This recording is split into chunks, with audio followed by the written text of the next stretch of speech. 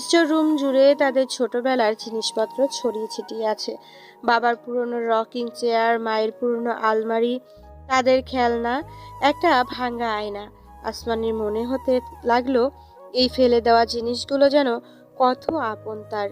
সেই store room থেকে বের হয়ে আসে। এটা তার নিজের বাড়ি।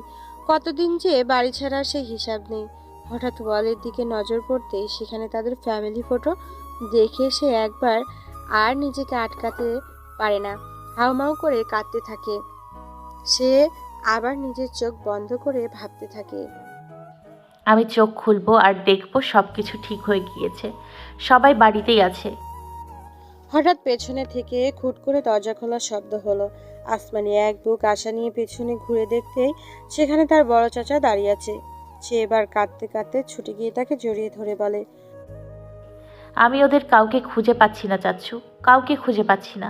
আমি বাবাকে কথা দিয়েছি আমার মা আর ভাই বোনেদের মৃত্যু যাদের জন্য হয়েছে তাদের কাউকে আমি ছাড়বো না, কাউকে ছাড়বো না। একজন একজন করে ধরে খুন করব আমি। কিন্তু আমি কিছুই পারলাম না, আমি কাউকেই পেলাম না। তোমাদেরকেও ছাড়তে বাধ্য হলাম, সবার সামনে তোমাদেরকে ছোট করলাম। আমি পারলাম না চাচ্ছু, আমি কিছুই পারলাম না। সবাই খাবারের টেবিলে বসে চুপচাপ খাচ্ছে। পুরো ঘরে যেন পিনপতন নীরবতা। আসমানি চোখ ফোলা। কিছুক্ষণ আগেই কেঁদে কেটে চোখ ফুলিয়ে ফেলেছে সে। নীরবতা ভেঙিয়ে আসমানি চাচি বলে, এইভাবে আর কতদিন আসমানি? এইভাবে কি জীবন চলবে? আমাদের থেকে এইভাবে দূরে থাকার কোনো মানে হয়? আসমানি কিছু না বলে চুপচাপ খেতে থাকে। সে একবার মাথা উঁচু করে তার চাচা চাচি আর ভাইদের দেখে নেয়, কিন্তু কোনো জবাব দেয় না। জবাব না পেয়ে আবার চাচি বলে, কথা কানে যাচ্ছে না তোর? কিছু জিজ্ঞেস করছি তো আমি। আসমানি তবুও কিছু বলে না।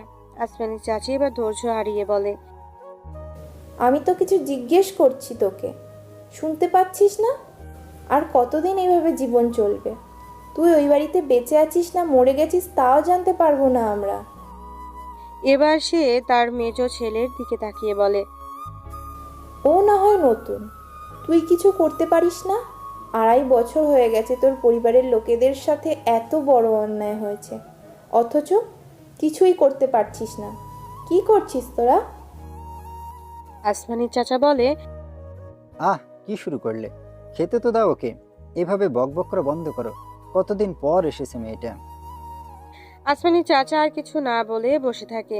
সবাই নিজেদের নিয়ে ব্যস্ত, শুধু সেই একা থাকে। আগের পাশের ফ্ল্যাটটা দেবর তার পরিবার নিয়ে থাকতো। ছোটবেলায় বিয়ে হয়ে এসে দেবরকে কতটুকু পেয়েছিল সে। বাড়িতে ফেলে আসা ভাইয়ের কষ্ট তো দেবরকে দেখেই ঘুচতো। তারপর দেবরের পছন্দ মতো বউ নিয়ে এলো।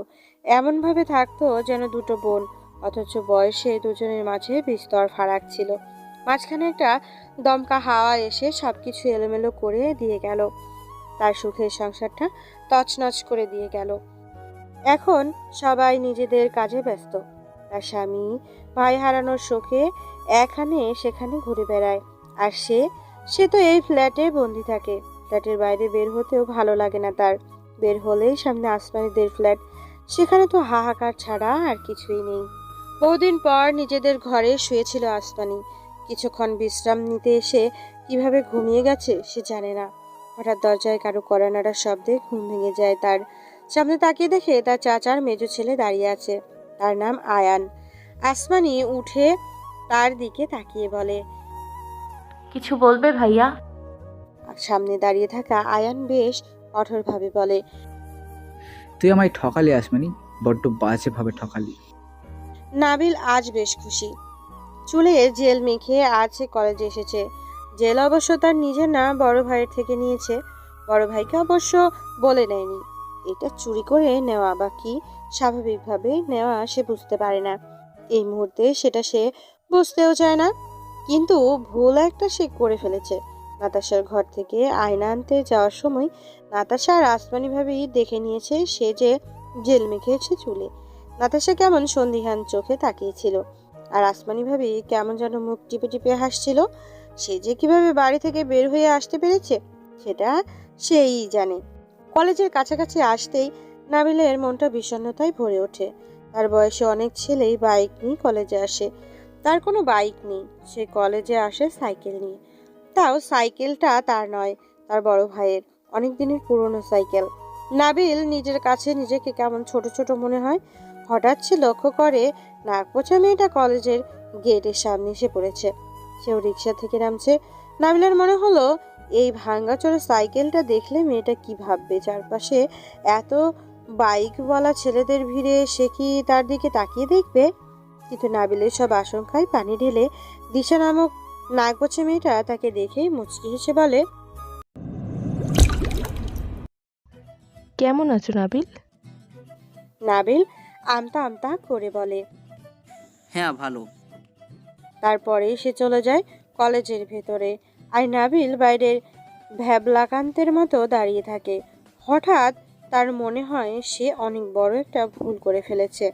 মেয়েটাকে কি এবার বলা উচিত ছিল না? কেমন আছো বুচি, না মানে দিশা? কাকিমা, আপনার হাতে রান্নার কোনো তুলনা হয় না। ভার্সিটিতে থাকাকালীন সময়ে আমি তো অপেক্ষা করে থাকতাম কবে নাহিদ বাড়ি যাবে আর আসার সময়ে আমার জন্য এরকম সুস্বাদু খাবার নিয়ে আসবে। নাহিদ পাশে থাকা বন্ধুকে কুনোই মেরে বলে, তাহলে তুই আমার চাইতে বেশি আমার মায়ের হাতে রান্না করা খাবারের জন্য অপেক্ষা করতি? নাহিদের বন্ধু আরিয়ান বলে। সত্যি বলতে তাই। নাহিদ কপট অভিমান করে বলে, এইসব কোনো কথা? কোথায় ভাবলাম আমার জন্য অপেক্ষা করতি? আরিয়ান বলে, তুই এসব বুঝবি না রে বন্ধু। আমি বড় হয়েছি অনাথ আশ্রমে। এইসব খাবার আমার জন্য বিলাসিতা, আর হলের ডাইনিংয়ের খাবারের যে মান, তাকে দিয়ে কি আর পোষাবে আমার? শাহেদা বেগম আরিয়ানের কথা শুনে আরো একটু খাবার তুলে দিয়ে বলে, খাও বাবা, লজ্জা পেও না, তুমি আসবে বলেই রান্না করেছি। আরিয়ান খাবার খেতে খেতে বলে, আমার অত লজ্জা নেই কাকিমা। মানুষের কাছে চেয়ে চিনতে যার জীবন চলছে, তার লজ্জা করার শোভা পায় না। শাহেদা বেগমের চোখের পানি চলে আসে। নাহিদ প্রসঙ্গ বদলে বলে, রামি মেলো না কেন? ওরও তো আসার কথা ছিল। ছিল, কিন্তু হঠাৎ জরুরি কাজ পড়ে গেছে, তাই আর আসতে পারেনি। আসেনি, আর এতে মজার খাবার মিস করেছে তাই। শাহেদা বেগম বলে, তোমরা তো একসাথেই থাকো, আমি ওর জন্য খাবার দিয়ে দেবো, বাসায় নিয়ে যেও। আচ্ছা কাকিমা। এখন তুমি কি করো বাবা? আরিয়ান হেসে বলে, নাহিদের মতো চাকরি করা তো আমার পক্ষে সম্ভব না। আমি হচ্ছি মুক্ত পাখি, আমাকে বাসায় আটকে রাখার মতো কেউ নেই, কোনো কালে ছিলও না। আমি আগের মতোই টিউশনেই করি। এটা কেমন কথা বাবা? আগে ছিল না বলে যে সারা জীবনই থাকবে না তা তো না। পড়াশোনা শেষ করেছো, এখন যাই হোক ছাত্র পড়িয়ে টাকা ইনকাম করছো, একটা মেয়েকে বিয়ে করে সংসারই হও এবার। আরিয়ান হেসে বলে, আমার কাছে মেয়ে দিবে কে কাকিমা? আমার তো তেমন কেউ নেই। চালচুলোহীন মানুষ আমি, এখনো সবার সাথে মেশে থাকি। এখন বিয়ে করা কি সম্ভব নাকি? শাহিদা বেগম বলে, কেন সম্ভব না? তুমি যেহেতু অনাথ বলে নিজেকে দাবি করছো, তাহলে আরেকজন অনাথকেই না হয় নিজের জীবনের সাথে জুড়ে নাও, তাহলে সেও আশ্রয় পাবে আর তুমিও ভরসা করার মতো একজন মানুষ পাবে। আরিয়ান নত মুখে বলে, আপনারা দেখেন, এরকম কাউকে পেলে তো আগে। শাহিদা বেগম আর কিছু বলে না। বাবা মা হারা ছেলেটার জন্য তার মায়ার শেষ নেই। আরিয়ান নাহিদকে বলে, ভাবি কই? আসার পর তো একবারও দেখলাম না তাকে।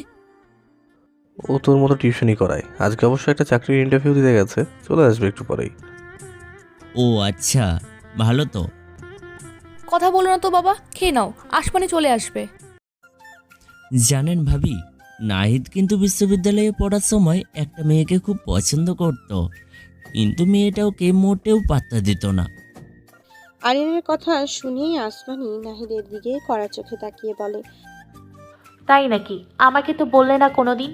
আমি কি রাগ করতাম নাকি চলে যেতাম? আসমানির কথা শুনে নাহিদ মিটমিট করে হাসে। আরিয়ান আবার বলে, মেয়েটার জন্য যে কি পাগলামি করতো জানেন না। মেয়েটাকে পড়াতে চেয়েছিল, তাও সম্পূর্ণ বিনা পয়সায়। আসমানি বেশ কড়া ভাবেই বলে, এত প্রেম ছিল নাকি? আরিয়ান আবার বলে, মেয়েটার জন্য হাত কেটে নাম লিখেছিল, এখনো আছে, তবে সব সময় দেখা যায় না। একটু বেগুন বা ইলিশ খেলে জেগে ওঠে পুরনো ভালোবাসা। এই জন্য আপনি এখনো দেখতে পাননি। আসমানি বেশ রেগে গিয়েই বলে, তাই নাকি? অ্যালার্জিময় ভালোবাসা? হ্যালো গাইস, ভিডিওটি ভালো লাগলে একটু লাইক করে দিও আর অবশ্যই কমেন্ট করে জানাও ভিডিওটি তোমাদের কেমন লেগেছে।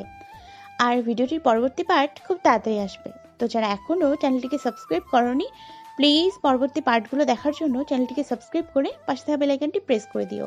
ধন্যবাদ সবাইকে, আমাদের সাথেই থেকো।